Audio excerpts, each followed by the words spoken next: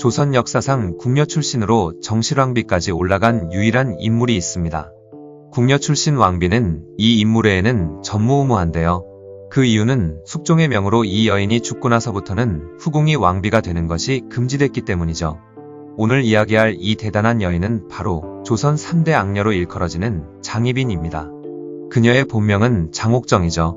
고작 궁녀 출신이 후궁이 되는 것도 엄청난 신분 상승이었는데 무려 중전의 자리에 오른 장옥정은 어떤 삶을 살았길래 조선 3대 악녀로 악명을 떨쳤을까요? 그녀는 통역관이던 아버지 장영과 천민인 어머니 사이에서 막내딸로 태어납니다. 하지만 그녀가 10살이 되던 해에 아버지가 세상을 떠나면서 가세가 기울어 어머니는 옆집에 살던 조사석의 집에서 품팔이를 하며 살았죠. 그러다 장옥정은 숙부이던 장현의 추천에 의해 어린 나이로 궁에 입궐하게 됩니다. 조선왕조실록에는 여성의 외모에 대해서 기록이 별로 없는 편인데 장희빈은 외모가 예뻤다고 기록되어 있을 정도로 출중한 미모의 소유자였습니다. 그렇게 궁녀가 되어 궁으로 들어온 장옥정은 대왕 데뷔 전에 궁녀로 일하게 되었는데 나이가 점점 들면서 그녀가 22살이 되었을 때 자의대비에게 문안을 다니던 숙종이 그녀를 보고 반하게 되고 그렇게 온 나라를 뒤흔들 그 둘의 만남이 시작되었죠.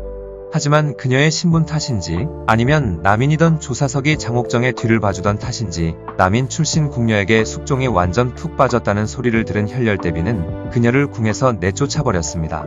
하지만 숙종은 장옥정을 잊지 못하고 있었고 두 번째 부인이던 인현왕후를 중전으로 맞이했지만 그의 마음속에는 장옥정밖에 없었죠.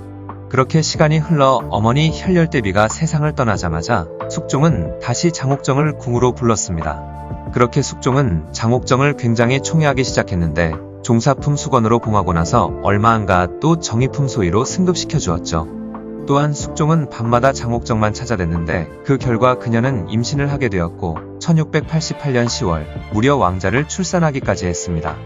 당시 숙종은 나이가 28살이나 되었지만 자신의 뒤를 이을 아들 한 명 없었는데 드디어 아들을 얻게 된 것이었죠. 그게 너무나 기쁜 일이었던 것일까요? 1689년 1월이 되자 숙종은 중대 발표를 했습니다. 바로 장옥정이 낳은 아들을 원자로 삼겠다는 것이었죠.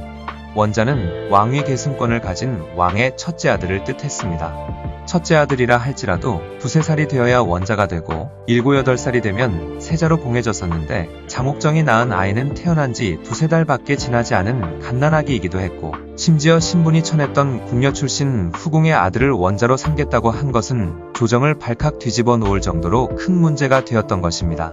거기다가 당시 인현왕후의 나이는 고작 20대 초반의 젊은 나이라서 얼마든지 자식을 가질 수 있는 나이였기도 했기에 서인이든 남인이든 모든 신하들이 만류했을 정도였죠. 그리고 예전에 비슷한 일도 있었는데 서자였던 광해군이 세자로 책봉되고 나서 선조의 계비였던 임모광후가 적자인 영창대군을 낳았는데 이는 훗날 좋지 않은 결과를 초래한 전례도 있고 하니 신하들조차도 이 일을 언급하며 반대를 하고 나선 것입니다. 서인이던 송시열, 김수흥 등은 남인 출신의 후궁에게서 나온 왕자의 탄생을 축하조차 하지 않았고 원자 책봉은 이르다며 강력히 반대했죠. 하지만 장옥정에 대한 숙종의 총애는 남달랐고 결국 숙종은 자신의 의지대로 장옥정이 낳은 아들을 원자로 책봉했습니다. 그리고 원자의 생모인 장옥정을 희빈으로 삼았죠. 그래서 장희빈으로 불리기 시작한 것입니다. 그런데 이 일은 조정의 피바람을 부는 사건으로 번지게 되는데요. 모든 상황이 종료된 상황에서 서인의 정신적 지주이던 송시열은 송나라 철종의 고사를 들어 장희빈의 아들을 원자로 올리는 걸 반대하는 상소를 올렸고 이에 숙종은 정하기 전에 하면 모르겠는데 이미 다 끝난 일을 반대하는 것은 왕권에 대한 도전이다 라고 하면서 송시열을 귀양 보내버렸고 귀양지에 도착하기도 전에 사약을 내려서 죽여버리죠. 그리고 숙종은 조정 대신들의 대대적인 개편을 단행하는데 원자 책봉을 반대하던 서인들을 모조리 쓸어버리고 빈자리는 남인들로 채워버렸습니다. 1689년에 일어난 이 사건을 기사환국이라고 부르죠. 그리고 나서 숙종은 남인들 앞에서 갑자기 중전인 인현왕후가 투기를 했다고 이야기를 하는데요. 인현왕후를 패서인해야 하는 까닭으로 인성이 마치 한나라의 여태후와 같다며 맹비난을 했습니다.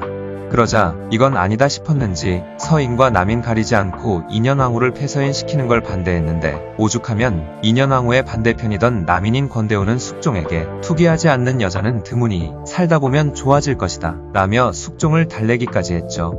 하지만 장희빈을 왕비로 삼겠다는 숙종의 뜻은 확고했고 결국 신하들의 반대를 무릅쓰고 인현왕후는 폐서인되어 궁 밖으로 쫓겨나면서 1689년 5월 장희빈은 결국 왕비가 되기에 이르렀죠. 천민 출신의 궁녀에서 한나라의 국무의 자리까지 이른 것입니다.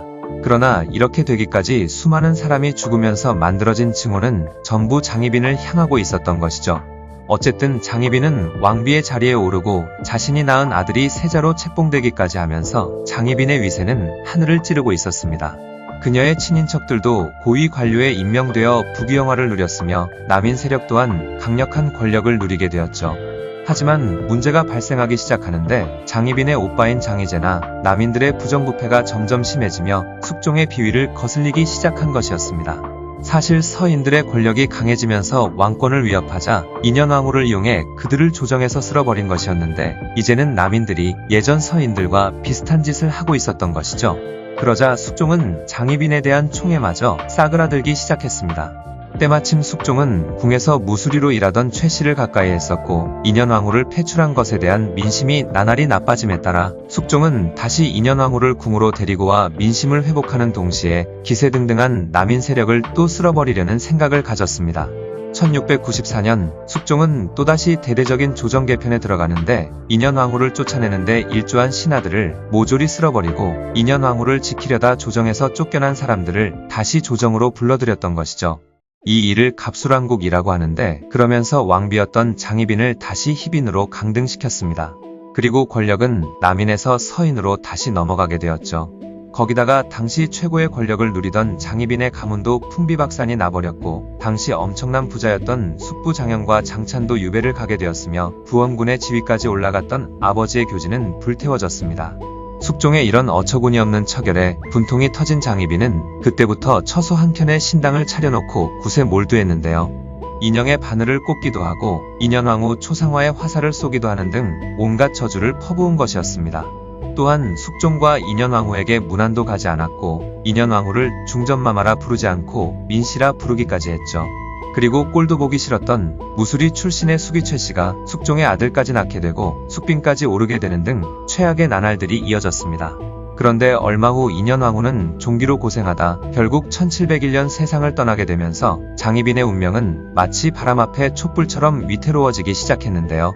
숙빈 최씨가 인현왕후가 죽은 이유는 장희빈이 저주굿을 그렇다 라고 고변했고 이에 장희빈은 굿을 한 것은 세자를 위해 치성을 드린 것이라 해명했습니다. 하지만 인현왕후가 거처하던 곳에서 동물의 사체가 발견되기도 하고 장희빈이 만들었던 신당에서 여성의 옷을 입은 인형이 발견되기도 하는 등 점점 더 죽음의 구렁텅이로 빨려 들어가고 있었죠. 그러자 장희빈을 모시던 궁녀들도 모조리 잡혀와 고문을 당하기 시작했는데 처음에는 세자를 위한 치성을 드린 것이다 말했지만 가혹한 고문을 버티지 못한 궁녀들은 결국 인현왕후를 저주하는 굿을 했다고 자백하게 되면서 장희빈은 처벌을 피하지 못할 상황이 되었습니다. 이에 숙종은 희빈에게 자진하라고 명을 내렸고 장희빈 편이었던 소로는 재조사를 요구했지만 워낙 완고한 숙종에 의해 장희빈은 스스로 목숨을 끊게 되었죠. 장희빈이 죽기 약 10일 전에 오빠였던 장희재 역시 사형을 당해 죽임을 당했는데 그렇게 결국 가문이 멸문지화를 당하는 지경에 이르렀습니다. 그런데 사실 숙종이 장희빈에게 자진하라고 명을 내린 것까지는 맞지만 그녀가 어떻게 죽었는지 정확하게 기록되어 있지는 않다고 합니다. 야사에서는 장희빈이 사약을 마시지 않으려고 난리를 쳐서 군사들이 힘으로 붙잡은 뒤 억지로 먹였다고 하죠. 또 다른 야사로는 이시왕조를 망하게 하겠다며 경종의 고환을 꽉 잡으면서 저주를 퍼부었다는 이야기도 있기도 합니다. 다음 왕이 될 세자를 낳은 여인이었지만 비참한 최후를 맞은 장희빈이 죽고 난 뒤 숙종의 지시로 종친부에서 직접 왕비에 준하는 장례를 치러주었고 후궁의 아들이던 세자의 공식적인 어머니는 왕비였기 때문에 설사 생모가 죽더라도 고굴에서도 슬피 울어서도 안 됐지만 숙종이 특별히 장희빈의 장례에 세자 부부도 참석하게 해주고 슬퍼하며 곡도할 수 있게 해주었죠. 이러한 숙종의 조치는 아들인 세자에게 미안해서 그랬을 수도 있고 장차 왕이 될 세자의 힘을 길러주기 위한 나름대로의 대책이었을 수도 있습니다. 그리고 장희빈이 죽고 난 후 숙종은 후궁이 왕비가 되는 걸 금지시켰죠. 꽤나 보수적인 조선왕조 실록에까지 외모가 아름답다고 기록돼 있을 정도로 예뻤던 장옥정은 숙종의 사랑을 듬뿍 받았지만 결국 숙종에 의해 비참한 최후를 맞은 여인이었습니다. 해석에 따라 숙종은 왕권을 강화시키는데 인현왕후를 끌어들였고 나중에는 또다시 장희빈까지 이용했다는 이야기도 있죠. 어쨌든 현재는 조선의 3대 악녀의 대표급으로 악독하고 표독스러운 여인으로 기억되고 있습니다. 장희빈은 정말 표독스러운 악녀였을까요? 아니면 정치 싸움에 휘말린 비운의 여인이었을까요? 조선시대 3대 악녀, 숙종의 신데렐라, 장희빈에 대한 이야기였습니다. 영상을 봐주셔서 감사합니다. 더 재미있고 유익한 영상으로 다시 찾아뵙겠습니다. 구독과 좋아요 꾹 눌러주시고 댓글도 부탁드려요.